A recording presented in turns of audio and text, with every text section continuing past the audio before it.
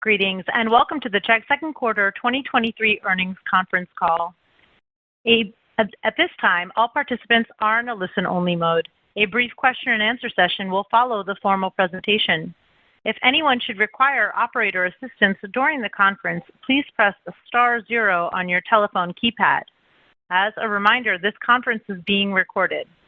It is now my pleasure to introduce your host, Tracy Ford, Vice President of Investor Relations and ESG. Good afternoon. Thank you for joining Chegg's second quarter 2023 conference call. On today's call are Dan Rosensweig, Co-Chairperson and CEO, and Andy Brown, Chief Financial Officer. A copy of our earnings press release, along with our investor presentation, is available on our investor relations website, investor.chegg.com. A replay of this call will also be available on our website. We routinely post information on our website and intend to make important announcements on our Media Center website at chegg.com/mediacenter. We encourage you to make use of these resources. Before we begin, I would like to point out that during the course of this call, we will make forward-looking statements regarding future events, including the future financial and operating performance of the company. These forward-looking statements are subject to material risks and uncertainties that could cause actual results to differ materially from those in the forward-looking statements. We caution you to consider the important factors that could cause actual results to differ materially from those in the forward-looking statements. In particular, we refer you to the cautionary language included in today's earnings release and the risk factors described in Chegg's annual report on Form 10-K filed with the Securities and Exchange Commission on February 21st, 2023, as well as our other filings with the SEC. Any forward-looking statements that we make today are based on assumptions that we believe to be reasonable as of this date. We undertake no obligation to update these statements as a result of new information or future events. During this call, we will present both GAAP and non-GAAP financial measures. Our GAAP results and GAAP to non-GAAP reconciliations can be found in our earnings press release on the investor slide deck found on our IR website, investor.chegg.com. We also recommend you review the investor data sheet, which is also posted on our IR website. Now, I will turn the call over to Dan. Thank you, Tracy, and welcome everyone to our 2023 Q2 earnings call. Our team executed well, outperforming guidance for both revenue and adjusted EBITDA. As the second quarter progressed, we saw year-over-year trends for customer acquisition and retention rates improve, which drove the upside in our results. We are entering an exciting new chapter for Chegg, catalyzed by the advances in artificial intelligence.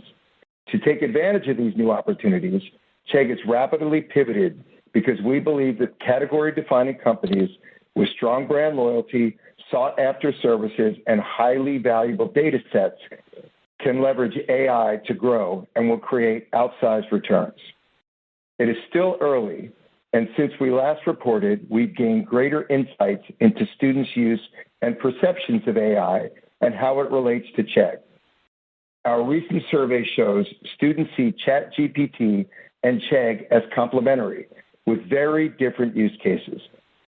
The latest YPoll survey states that while Gen Z students are using AI to improve their education, they are not comfortable with the exact information ChatGPT puts out.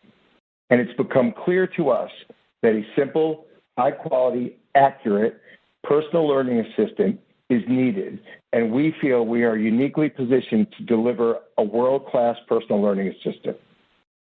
We are moving fast and launched a beta version of our initial generative experience in May. Feedback has been very positive.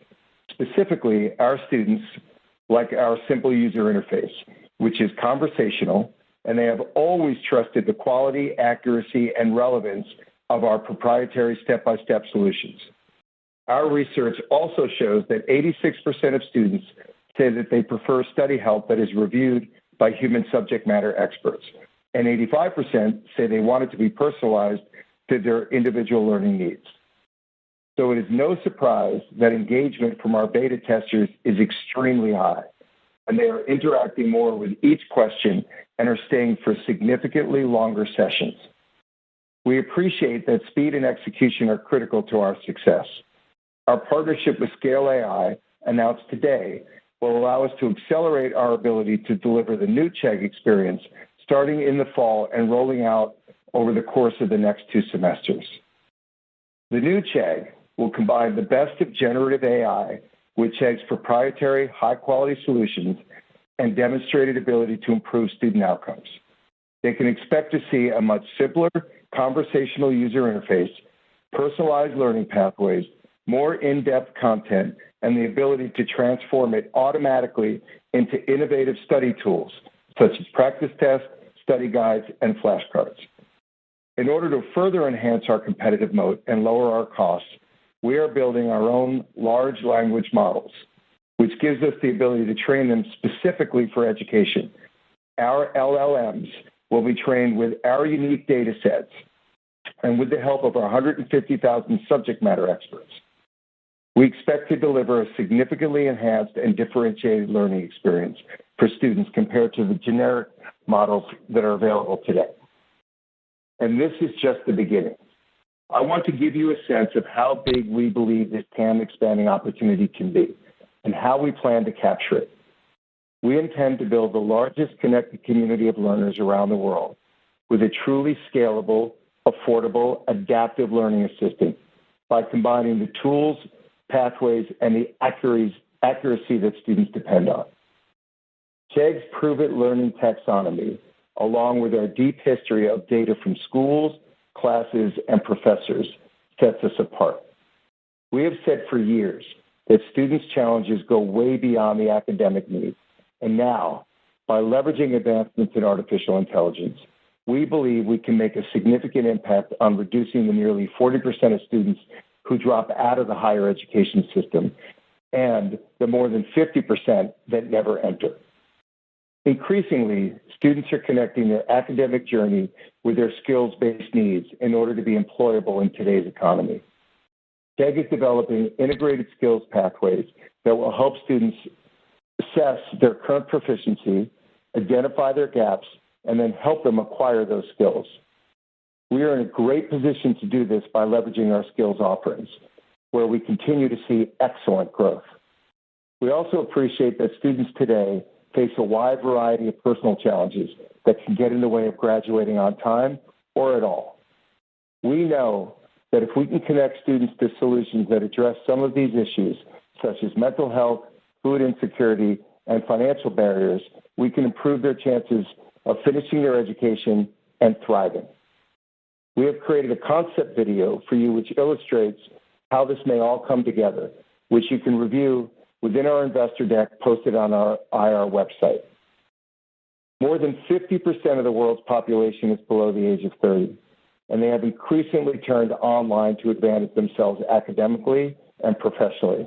Now, aided further by the proliferation of AI, the opportunity for Chegg to serve them is bigger than ever. And with that, I will turn it over to Andy. Andy? Thanks, Dan, and good afternoon, everyone. Q2 was a good quarter as we exceeded our revenue and adjusted EBITDA guidance and also delivered strong cash flow. Total revenue was $183 million, driven by subscription services revenue of $166 million. During the quarter, we had approximately 4.8 million subscribers on our platform. Skills and other revenue was $17 million, driven by strong growth in skills, offset primarily by the change in the required materials model, which is now a revenue share. Gross margin of 74% came in slightly higher than expected. This, along with the revenue beat, contributed to adjusted EBITDA beating guidance, which came in at $60 million or 33% margin. Free cash flow was $56 million, the result of strong operating performance and higher interest rates, with interest income contributing $10.7 million in the quarter, an increase of $8.7 million from last year. We had several items that impacted our GAAP net income for the quarter. These included a gain of $53.8 million from the repurchase of some of our outstanding convertible debt, which was partially offset by a restructuring charge of $5.7 million we announced during the quarter, and a loss contingency of $7 million we accrued related to a previous gain taken on an equity investment. We continue to have a strong balance sheet and drive significant free cash flow. We ended the quarter with $808 million of cash and investments, with total convertible debt outstanding of $773 million at par value, representing $35 million of net cash. As mentioned earlier, we repurchased $427 million of our outstanding convertible debt for $369 million and used some of the net savings to retire 3.4 million shares of our common stock for approximately $35 million. We continue to believe the combination of our operating model, balance sheet, and cash flows are among the strongest in the education industry and will allow us to deliver attractive results to our shareholders. As Dan mentioned, we are rapidly realigning our resources around AI efforts, including partnering with Scale AI to develop large language models required for students to have a fully generative conversational experience rolling out over the next 2 semesters. We believe our approach of developing and owning these models versus solely relying on third-party providers will create a truly differentiated and better experience for students at a lower cost. Now, moving on to guidance. For Q3, we expect total revenue to be between $151 and $153 million, with subscription services revenue between $135 and $137 million, gross margin between 68 and 69%, and adjusted EBITDA between $34 and $36 million. It is worth noting that we typically experience seasonally lower revenue and margins in Q3. We also have an elevated level of content depreciation from recently acquired professor-led material, which is impacting gross margins. We expect the impact of this to moderate in Q4 and margins improve. In closing, we expect the development of AI will allow Chegg to embrace a much larger opportunity over time. We believe there is nobody better equipped to meet the current or future needs of students than Chegg. We have an industry-leading brand, proprietary data, strong operating model, and a balance sheet to extend our leadership into the future. With that, I'll turn the call over to the operator for your questions. At this time, we will be conducting a question and answer session. If you would like to ask a question, please press star 1 on your telephone keypad. A confirmation tone will indicate that your line is in the question queue. You may press star 2 if you would like to remove your question from the queue. We ask that you limit yourself to 1 question so that others may have an opportunity to ask questions. For participants using speaker equipment, it may be necessary to pick up your handset before pressing the star keys. 1 moment, please, while we poll for questions. Our first question comes from Doug Anmuth with J.P. Morgan. Please proceed with your question.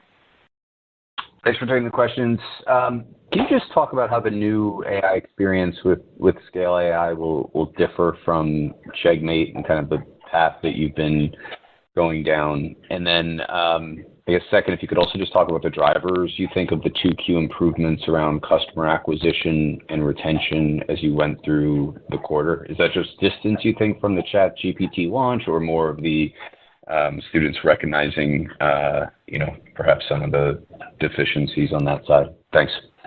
Yeah, no, great question. I'll take the second question first, which is, I think it's what you said, which is, and the research seems to indicate that, which is once students recognize that they do very different things, and that what we do, they can't do, and what we do is actually what they need because it's been built directly and specifically for students, that they will use ChatGPT, but they're not going to try to use it for the things that they use Chegg for.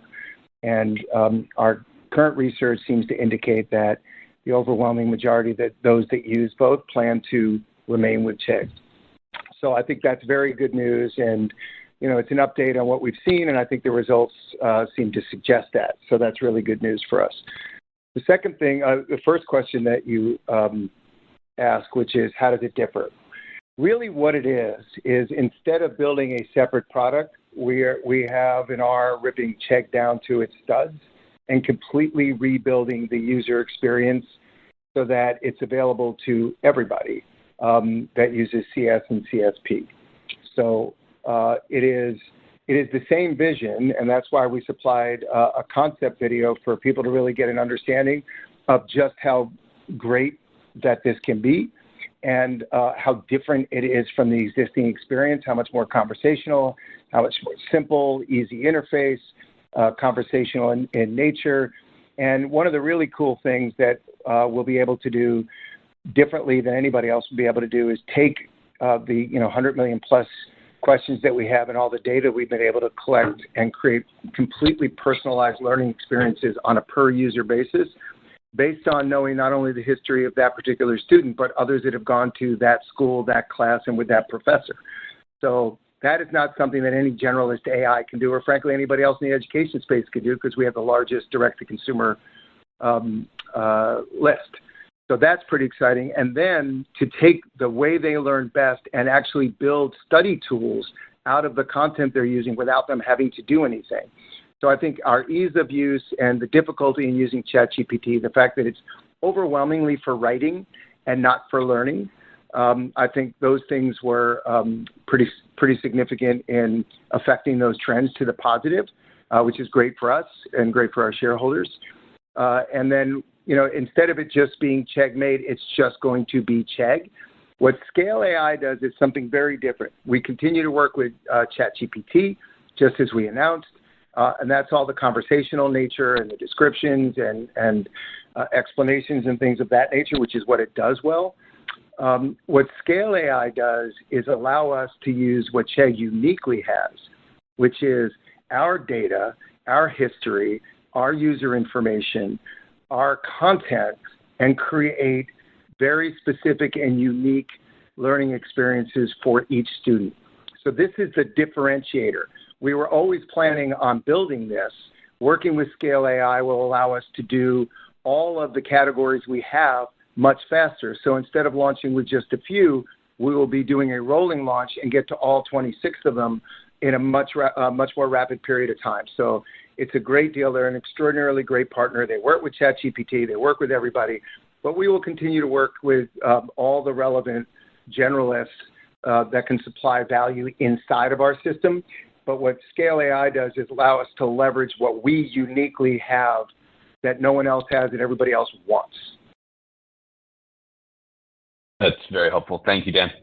Yep. Appreciate the question. Let me just fill in here. Dan mentioned earlier in the answer to that question, CS and CSP. Just so everybody's aware on the call that he's referring to Chegg Study and Chegg Study Pack. That's our internal lingo that he was using. Thank you. Our next question comes from Jeff Silber with BMO Capital Markets. Please proceed with your question. Thanks so much. I'm just wondering if you're seeing any different trends in your subscribers between the U.S. and some of the larger markets that you serve overseas. Well, the summer school is really a U.S. experience more than it is outside the U.S. So most of the data we have over the last few months in terms of actual user behavior is U.S.-based. So I really can't speak to outside the U.S. What I can say for those that we have outside the U.S. that have been testing our new experiences, the results have been very, very similar, which is significantly increased engagement, length of time using it because they're getting access to more information and asking more and more questions that we will have in the system already. So, but it's too early to give international lens versus the U.S.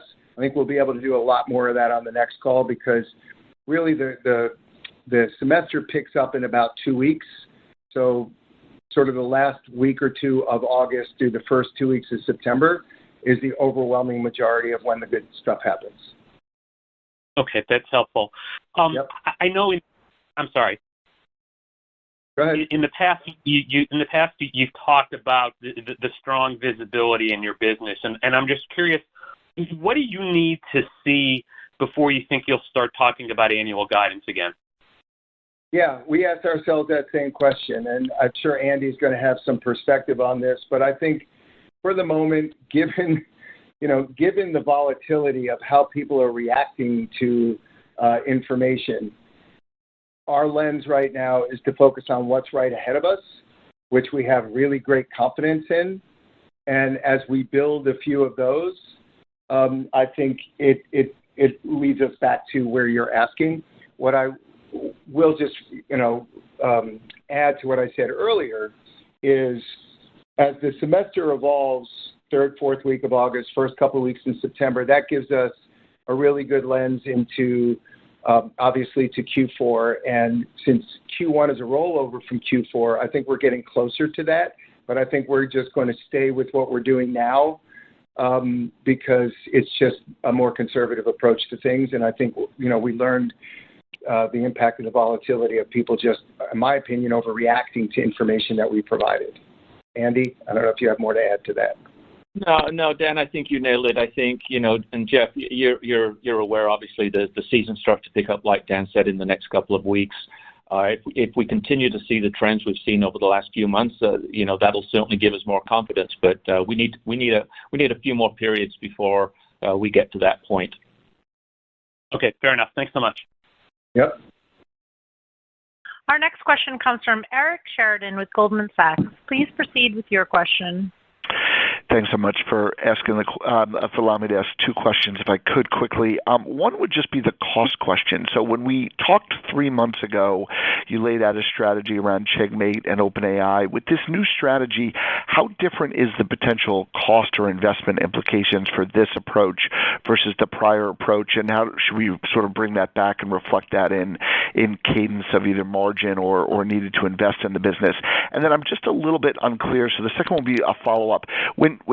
When people go back to school over the next month, this will be a solution that builds in its momentum as you get deeper into the year, and the solution you're talking about today would be more fully implemented towards the end of this calendar year and the beginning of next calendar year, or will it be deployed over the next 1 to 2 months? Just one would be timing and one would be depth of investment. Thank you. Yeah, I'll handle the second one first, and then I'm sure Andy's going to want to handle the depth of investment, which I think you're going to be happy with the answer because we are. But on the second one, consider it just a forever rollout, which is the product's just going to get better every day. Let students use it. So depending on what subjects they use or what they use it, they will see the product evolve. So it really is that way to think about it, which is they'll start to experience certain aspects of the conversational nature and the generative AI kind of content, depending on the subject matter they're doing. They'll start to experience that in the fall. So it's a little bit like rolling thunder, and we expect word of mouth, viral nature of it, all the things that have built Chegg over the years to start to spread over that period of time. And I think right now what has spread is the quality of our content and the accuracy of our content, which are essential for people trying to learn. So I'll let Andy talk about the cost structure and the cost, but I think you're going to find them to be constructive and positive. Yeah, so when we talked about this on the last call, there was a lot of moving parts, and there still is to some extent, but as we evaluated the multiple options that we had as far as having a fully conversational generative experience for our students, when we evaluated this, the option of partnering with Scale AI became by far two things. One is it made us get to market sooner, and it was the lowest cost versus completely leveraging third-party technology. And so as we look at this is by far the least cost-effective way. As soon as we can get the least cost-effective way, most cost-effective way, and like I said, we've said in the past, we think that this will allow us to maintain or even potentially over time increase margins, and we believe over time will allow us to actually deploy less CapEx as we implement these solutions. So it was a really a big win for us, and as it rolls out over the next 2 semesters. Great, thank you. Yep. Our next question comes from Stephen Sheldon with William Blair. Please proceed with your question. Hey, thanks for taking my questions. I guess on the improvement that you talked about during 2Q and customer acquisition and retention, would love some more detail there, especially how you were measuring that improvement, if there's any kind of rough quantification you can provide.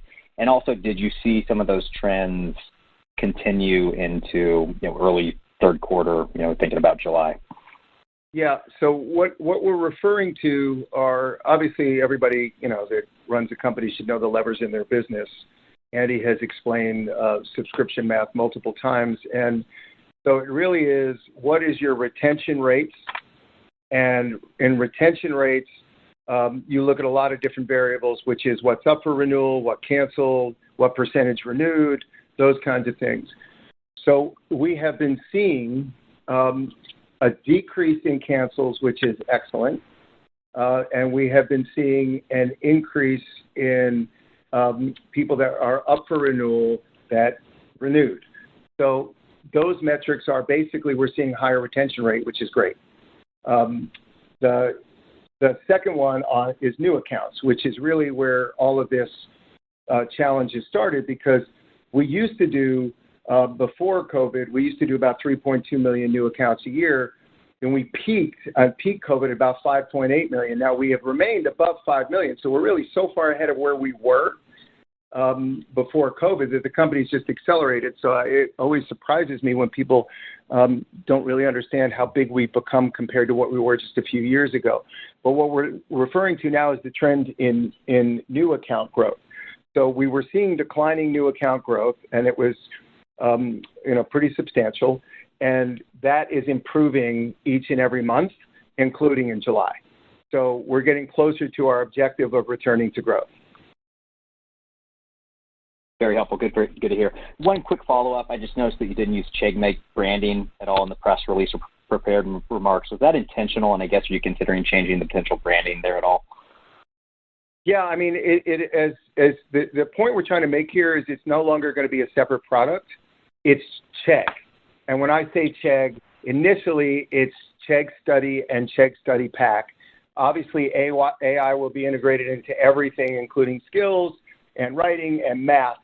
But as we got deeper and as we really understood the depth and the quality and the differentiation that we have versus ChatGPT or BART or anybody else, even in the education space, in terms of what we could know and the value it could create for students, that we made the decision to just make it all of Chegg. And, as we think about how additional value gets created, the more value that we create for students, the more that we add, the more sticky that it becomes, the more things we can do for them. And if, as you watch the video, the concept video that we put out, you'll see the other areas that we can address. We believe our pricing power, which has always been strong, will even get stronger. And over time, as we roll it out to everybody, we can imagine continuing to increase our ARPU and our yield. So it's a bigger move than the one we had before. Good to hear. Thank you. Yep. Our next question comes from Josh Baer with Morgan Stanley. Please proceed with your question. Great. Thank you for the question. Wanted to ask one on competition. I think historically you had a pretty favorable competitive landscape as the clear leader, and maybe students used a few different solutions sort of in a complementary fashion. I'm just wondering how to think about the new competitive landscape, maybe ignoring ChatGPT for a moment. Like, how does the future Chegg compare to other education-specific companies that are leveraging similar language models or OpenAI APIs? Thinking about Conmigo or Quizlet or what might come from Learneo. Like, any thoughts on the new competitive landscape as these education vendors use AI as well? Yeah, no, great question. And I think from our perspective, we have such a big moat, and the moat is only going to get stronger, because really what we're learning is the speed of the computing. NVIDIA, thank goodness for everything that they have done. They really have sort of changed the game here. And then sort of the conversational nature that the analysis that ChatGPT has shown. But at the end of the day, the next set of value is being created by companies that already exist, that already have very big brands, incredible loyalty, are known for doing something, and are able to leverage against their own data sets and their own customers. So nobody in the education space, from our perspective, has a more relevant or better data set than we do. We're learning it's running the AI against the data that creates the differentiated experience, not the AI itself on its own. Without the data, it's irrelevant.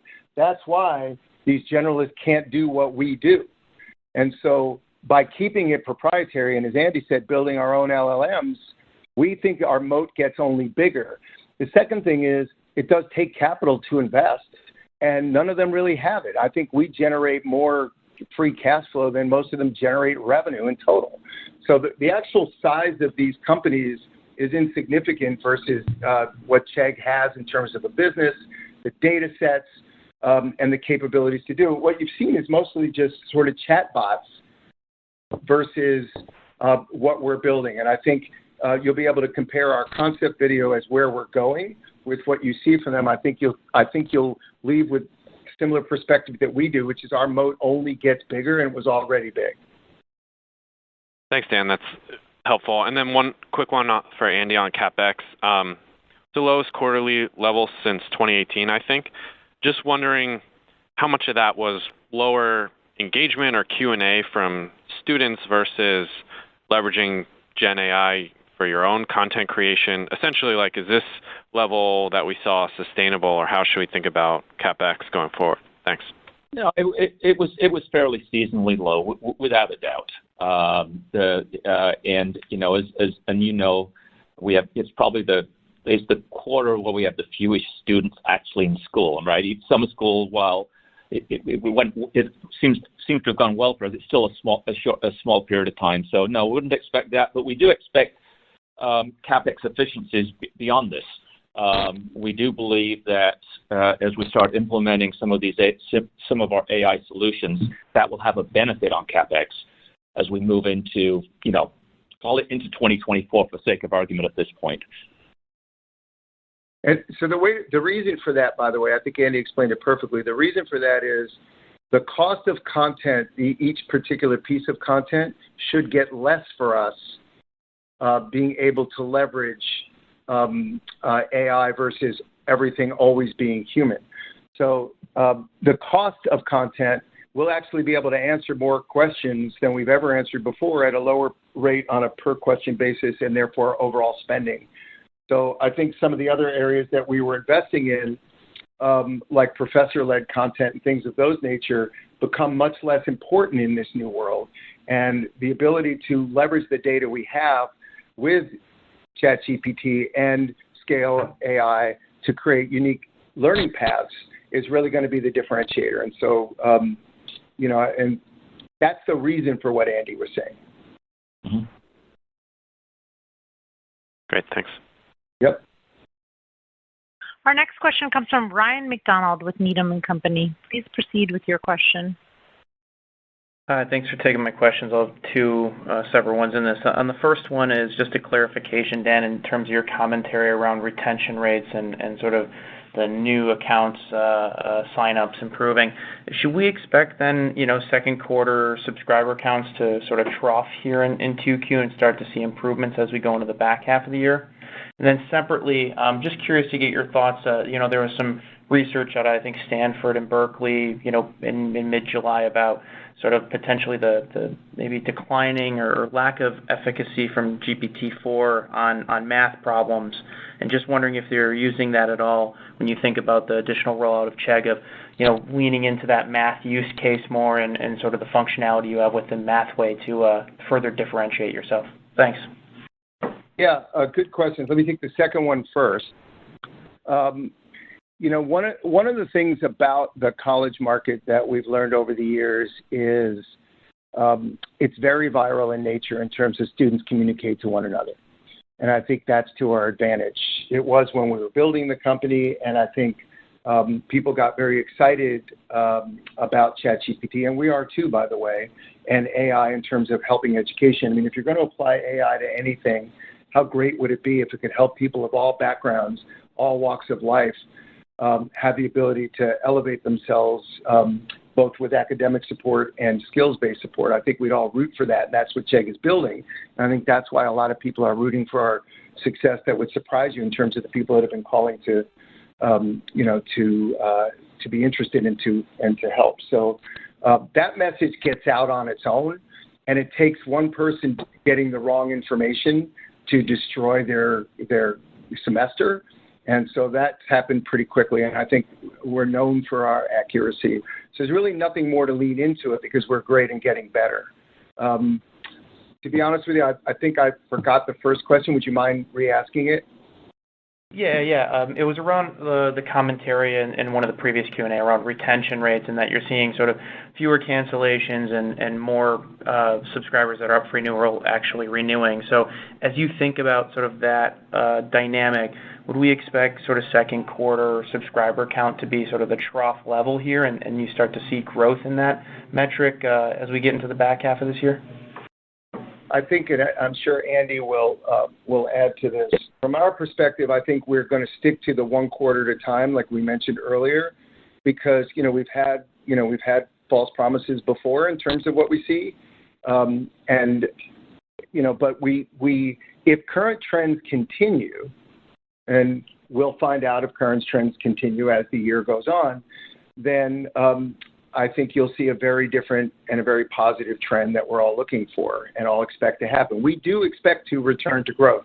From our perspective, we think the launch of the new products will be very valuable to that. We think the fact that, the Stanford research that you pointed to also acknowledges that it isn't really good for what we do. And what we do is more valuable to students than what they do, which is writing papers, which we don't do. So, we expect to be a growth company again, but when that happens, we're just going to have to wait and see, but the trends are moving in the direction that we were hoping for.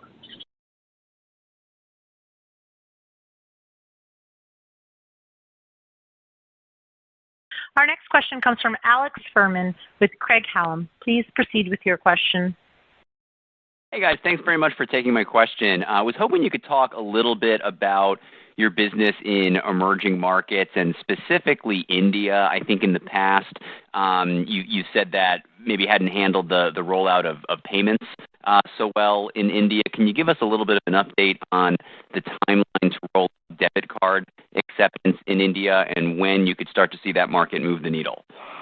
Yeah, the latter one is hard for me to say, and I don't want to predict it yet because I think in the world that we've lived in the last 3 or 4 years, making predictions has not really resulted in a good outcome for us or anybody else for that matter. But the first one I can answer very specifically, which is we are rolling out this month the new payment capability of the unified payment platform, which will allow for debit cards. So that's going to start to happen this month. And, when we start seeing the impact of that, we'll find out over the next few months, but it's going live this month. So that's very exciting for us.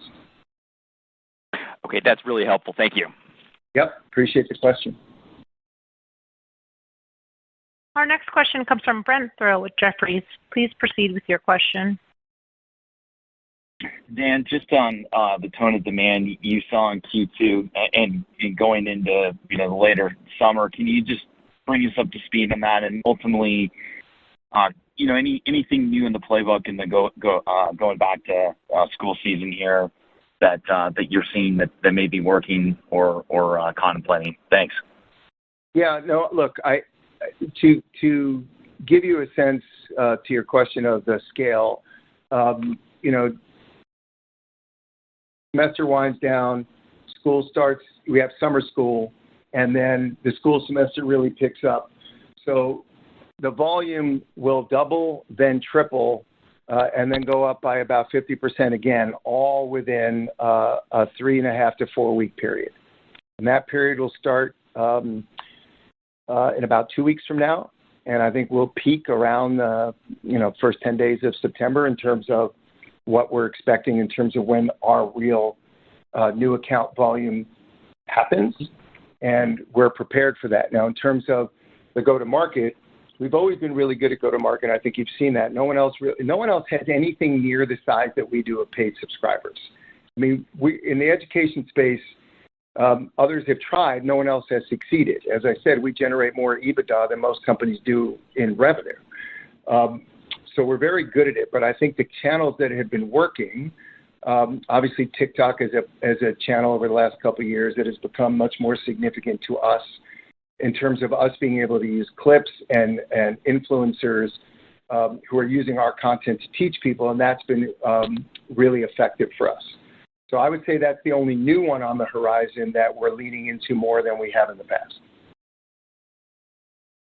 And sorry, on the tone of demand, did the demand continue to strengthen week over week? And did you see that going into the beginning of Q3 as well? Yeah, as I mentioned earlier, we began to see positive trends versus what we were expecting, really beginning of June and all through June, and through the first month of this quarter, and that gives us confidence to give the guidance that we have given.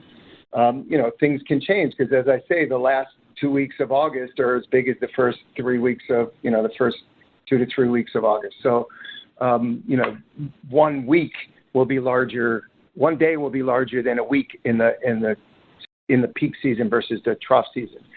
So, as Andy said to me this weekend, he said, you have to do something you're not the best at, which is be patient.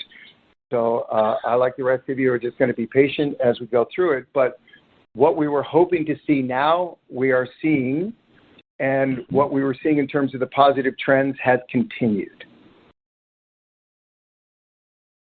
Thanks, Dan. Our next question comes from Brian Peterson with Raymond James. Please proceed with your question. Hi, this is Jessica on for Brian. As companies and startups are exploring new use cases with AI and in the light of your partnership with Scale AI, are you considering M&A opportunities in this space? And more broadly, how are you thinking about your overall capital strategy as things stand today? Thanks.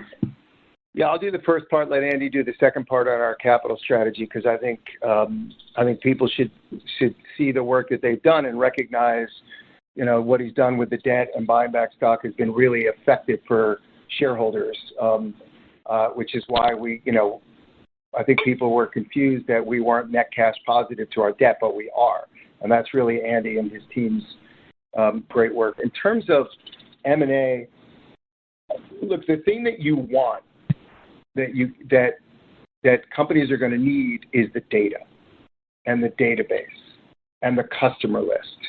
We have all that. So, for us to achieve what we're trying to achieve in this space right now doesn't feel like M&A is the answer, because the moat that we have actually gets amplified as a result of AI, because what we can do with what we have will be so much more than anybody can do with what they have today or what they'll be able to do, simply because of the way our data structures have been built and the over 10 years of understanding student behavior and content and behavior by each school and each class and each professor. These are things, and the way the questions are crafted and formed, and even our ability to take them through images, which others can't do. We're slight years ahead of where other people are. So there really isn't an obvious need in the short term for us to be able to do what we need to do. There may always be something that will just, accelerate it or speed it up, but right now that's not a priority. I think Andy has better uses for the cash. So, Andy? Yeah. So when you look at capital allocation, in the ideal world, you'd use your capital to drive and grow the business. Those opportunities, as Dan had mentioned, really don't exist and don't make sense for us at this point in time. But what we have been doing over the last several quarters is being very opportunistic with respect to some of our securities buyback. Last quarter, for example, we retired debt at a sizable discount, almost $54 million. You saw that, and we will continue to be, I'll call it opportunistic and potentially active, depending upon the value. But we've got a very strong balance sheet, like Dan said. We're driving significant free cash flow, so we've got the ability and competence to make those moves, should the opportunities exist. Got it. Thank you. Yep. Our next question comes from Jason Celino with KeyBanc Capital Markets. Please proceed with your question. Great, thanks. This is Devin on for Jason today. Thanks for taking our question. Nice beat on the revenue and EBITDA results. I just want to dive in on the subscriber number a little bit more. I think in the quarter, 4.8 million subscribers came in a little bit lighter than expected, and also represents a decel there. but any additional color you can provide on what drove the decel in the quarter? Is it mainly on the softer new account side of the house, or did you see higher expected churn in the quarter? I'll let Andy give more detail, but that's not our read on what we did. I mean, we beat revenue and we beat EBITDA substantially, which is very hard to do on a $17 product in a lower season, particularly as the season ends. So I don't know that we felt that we were light at all. And I think, what we saw was better than what we expected. So I'm not sure what you're comparing it to, but Andy? Yeah. So first thing is we don't guide to net the paying subscribers, to be clear. But it's what I call subscription math. We're in a period right now, the Q2 is a period where and to some extent Q3, where it's dominated by renewals, which is from prior periods where we had steeper declines in new subscribers. What Dan is talking about is the fact that we're digging ourselves out of that hole. It's improving relative to what we expected. And in fact, when you look at the quarter as a whole, both from like Dan says, from a retention standpoint and from a new subscriber standpoint, it was better than we expected. But once again, it was better. Got it. No, understood. And then just one more question for me. I think last quarter you called out areas like Mexico with really high top of funnel interest but low conversion. I'm just curious if there's any additional initiatives that went in the quarter to kind of drive that convert up. Thank you. Yeah, these are really interesting questions here, which is as we have adjusted the entire company to leverage what AI is capable of doing, the prioritization of the countries hasn't changed. So Mexico, the Philippines, Canada, Australia, the UK, Turkey, places like that remain the places where our initial efforts are focused on. What has changed to the better is what AI allows us to do is do these things better and faster, in some cases simultaneously. So, for example, AI in terms of being able to do instant translation is much better. For us to be able to add localized content faster and less expensive than we would have done before. So we're really just going to take advantage of what the new capabilities allow us to do on behalf of the student. And we'll continue to do all the price testing that we've been doing. But during a slow season, it doesn't give off the right signal in terms of knowing really what's going to happen, because particularly US has high summer school, most other places don't.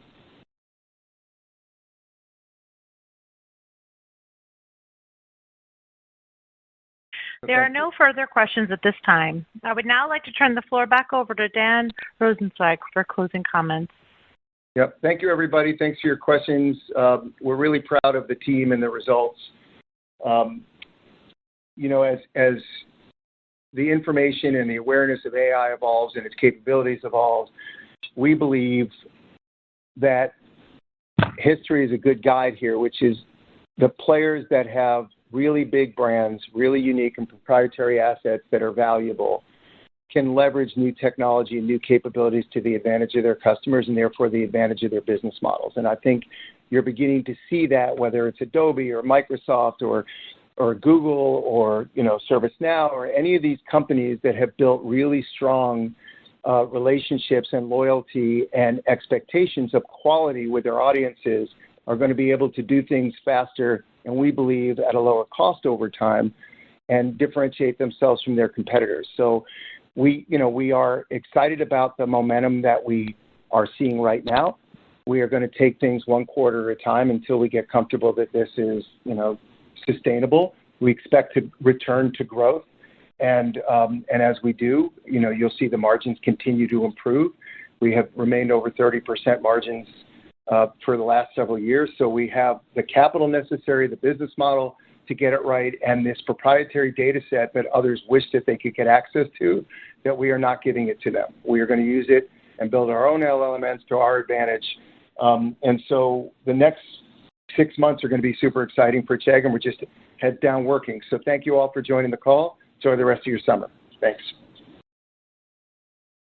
This concludes today's conference. You may disconnect your lines at this time. Thank you for your participation.